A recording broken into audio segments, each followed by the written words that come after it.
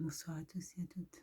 Donc aujourd'hui, nous sommes le lundi 28 février 2022 et il doit être dans les environs de 22 heures.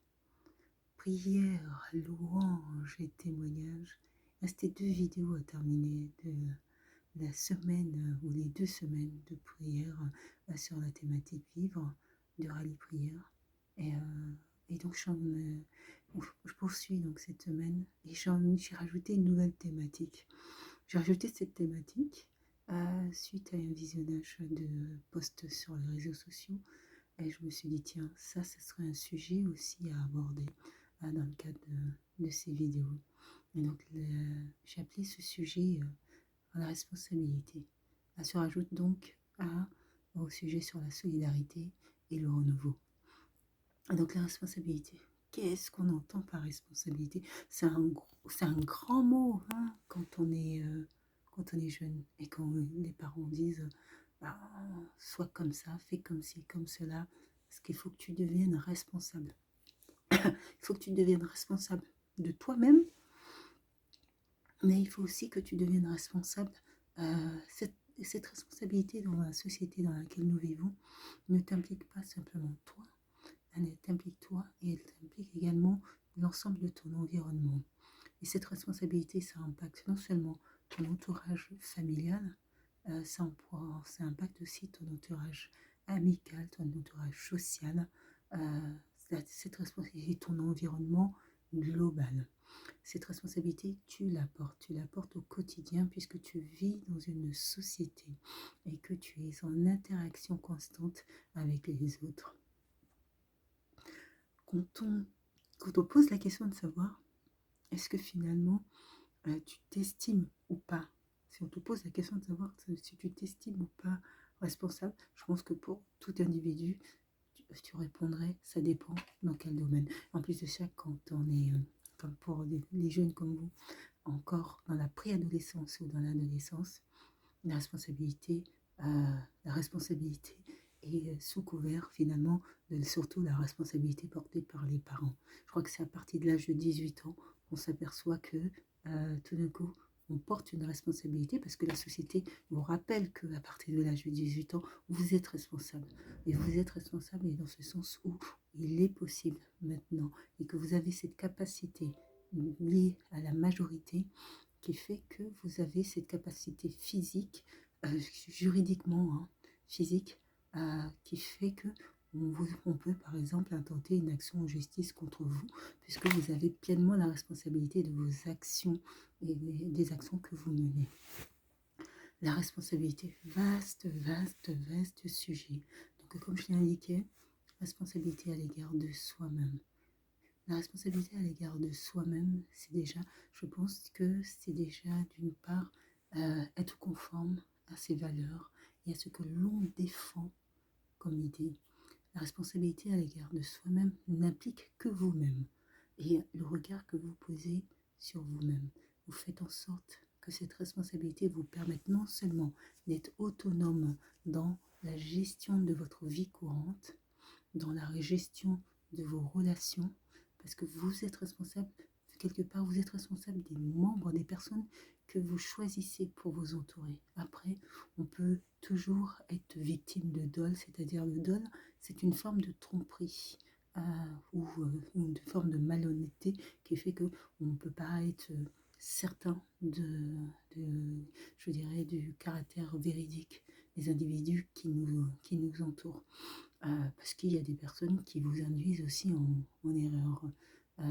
Maintenant, vous tenez cette responsabilité qui fait que lorsque vous repérez chez un individu un élément ou un fait qui peut être nuisible à votre regard, vous avez cette capacité mentale de pouvoir évaluer que cette situation peut être dangereuse pour vous et donc de vous préserver de cette situation. C'est ça, être responsable. Être responsable n'est pas tant d'éviter toutes ces situations, mais c'est comment vous allez pouvoir faire en sorte, lorsque vous vous apercevez que, par exemple, un ami ou un camarade n'a pas une attitude conforme parce que éventuellement il se drogue, et que cet ami qui se drogue, un jour, va vous tendre un joint, va vous tendre voilà, une, je dirais tout objet qui va permettre de consommer de la drogue et va vous, comme vous tenter, voilà, pour que vous cédiez à, cette envie, que vous cédiez à cette volonté voilà, en tout cas que vous essayez. Mais ce que vous ne savez pas, et ce que vous ne pouvez pas prévoir, c'est les effets qu'auront cette drogue sur vous. Vous ne pouvez pas même imaginer, je pense, quand vous êtes dans la préadolescence, dans l'adolescence, ou même après l'adolescence, les jeunes adultes, vous ne pouvez pas imaginer l'impact que peut avoir une petite consommation. Ce que vous pensez, vous, parce que ça va être banalisé autour de vous. Sauf que l'individu qui te tend cette substance a l'habitude de consommer, il connaît les effets sur lui. Toi, le jour où tu vas consommer cette substance, tu n'auras même pas conscience de l'effet et de l'impact que ça aura sur ta vie. Je t'explique ça parce que la schizophrénie, par exemple, ou la bipolarité, notamment la schizophrénie, atteint bien souvent les jeunes majeurs. Entre, après les âges diffèrent, mais l'âge, je pense, le plus sensible, c'est entre 18 et 25 ans. Ça, tandis qu'on peut être atteint de schizophrénie un peu plus tôt. Bon, il faut se dire que jusqu'à l'âge de 25 ans, c'est particulièrement sensible chez les jeunes majeurs. Et la bipolarité, c'est une forme de psychose.